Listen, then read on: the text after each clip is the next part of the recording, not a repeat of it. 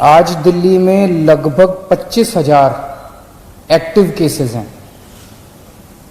33,000 लोग ठीक होके अपने अपने घर जा चुके हैं। 25,000 लोग ऐसे हैं जिनको अभी भी कोरोना है। अस्पतालों में इस टाइम 6,000 के करीब लोग हैं और 12,000 के करीब लोगों का उनके घर के अंदर इलाज चल रहा है। आज जैसा मैंने बताया, दिल्ली में 25,000 एक्टिव केस हैं। आज से ठीक एक हफ्ता पहले दिल्ली में 24,000 एक्टिव केस थे। एक हफ्ते के अंदर केवल 1,000 एक्टिव केस बढ़े। इसका मतलब लगभग जितने लोग बीमार ठीक हो रहे हैं उतने ही लोग बीमार हो रहे हैं। एक तरह से फिलहाल ऐसा लगता है कि थोड़ा सा स्टेबलाइज हो रहा है।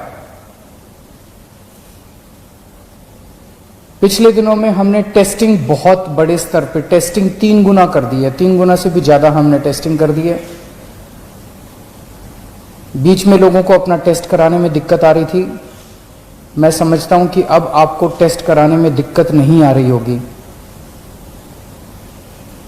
पहले लगभग 5,000 टेस्ट डेली किए जाते थे। अब डेली 18,000 के करीब टेस्ट डेली हो रहे हैं। बीच में कुछ लैब्स ने गड़बड़ी करने की कोशिश की थी। उन लैब्स के खिलाफ हमने एक्शन लिया, क्योंकि गलत काम तो किसी को नहीं करने दिया जा सकता। कुछ लैब्स ऐसी थी जो कि नेगेटिव होने के बावजूद भी पॉजिटिव दिखा रही थी जब उनकी चेकिंग की गई। तो अब सारी लैब्स को सख्ती के साथ कहा गया है कि सही काम करना है और पूरी कैपेसिटी के ऊपर काम करना है, खूब टेस्ट करने हैं। केंद्र सरकार की मदद से दिल्ली में एंटीजन टेस्ट भी शुरू किए गए हैं। एंटीजन टेस्ट रैपिड टेस्ट होता है, 15 मिनट में, आधे घंटे में पता चल जाता है। तो इस टाइम दिल्ली के अंदर लगभग 18,000 टेस्ट डेली हो रहे हैं।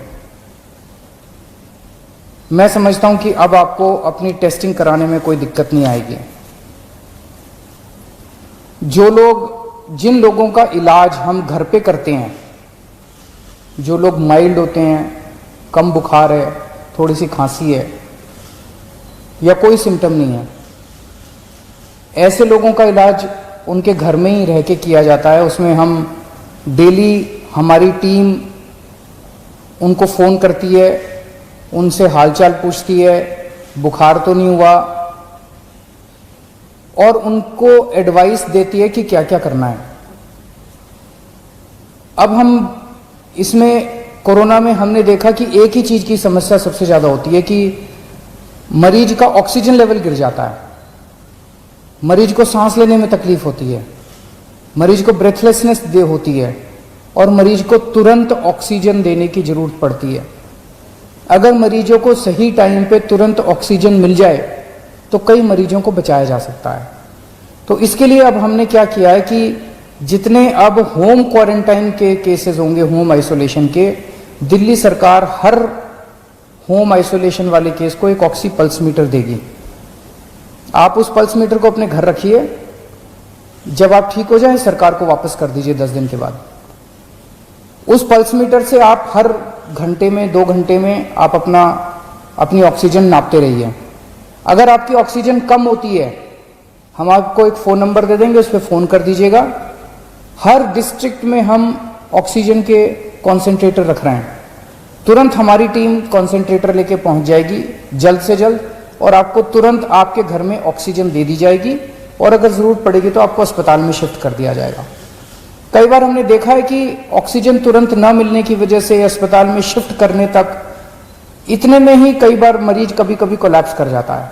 तो इसीलिए हर डिस्ट्रिक्ट के लेवल पे हम लोग ऑक्सीजन के कॉन्सेंट्रेटर रख रहे हैं, और अगर आपको ज़रूरत पड़ेगी तो कॉन्सेंट्रेटर पहले तुरंत आपके घर पहुंचा दिया जाएगा, ताकि आपको समय पे ऑक्सीजन मिल सके और आपको कंट्रोल किया जा सके। फिर आपको अस्पताल ले जाएंगे और अस्पताल में आपका इलाज किया जाएगा।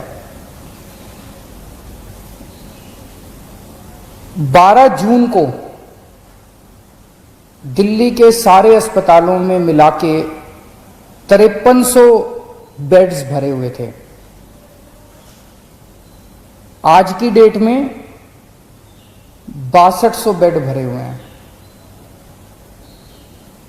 तो लगभग 10 दिन में केवल 900 बेड भरे। इन 10 दिनों में 23,000 नए मरीज आए।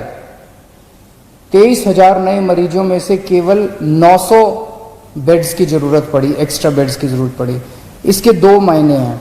एक तो ये कि जितने लोग अस्पताल में एडमिशन ले रहे हैं उतने ही लोग लगभग ठीक होकर घर भी जा रहे हैं, और दूसरा ये कि जितने नए केस आ रहे हैं इनमें सीरियस केस बहुत कम है। माइल्ड केस और एसिम्टोमेटिक केस ज़्यादा हैं जिनका हम घर पे इलाज कर रहे हैं। सीरियस केस बहुत कम है जिनको अस्पतालों की जरूरत पड़ रही है। तो लगभग बेड्स की स्थिति ऐसी है कि डेली बेसिस पे 150 एक्स्ट्रा बेड्स की जरूरत पड़ती है। उतने बड़े स्केल के ऊपर बेड्स की फिलहाल जरूरत नहीं पड़ रही है, लेकिन फिर भी हम हाथ पे हाथ रखे नहीं बैठे। मुझे बेहद खुशी है कि आज की डेट में एक तरफ जहां 6200 बेड ऑक्यूपाइड हैं, 7000 बेड खाली हैं।